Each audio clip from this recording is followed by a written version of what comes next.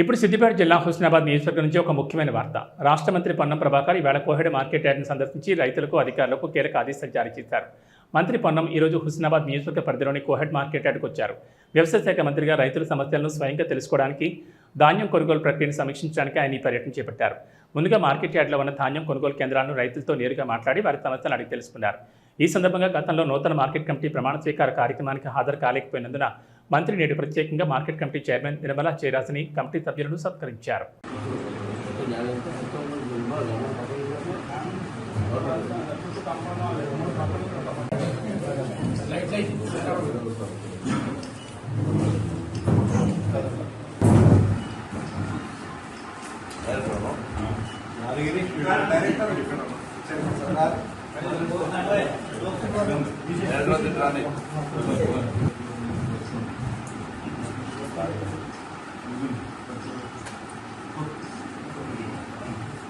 Last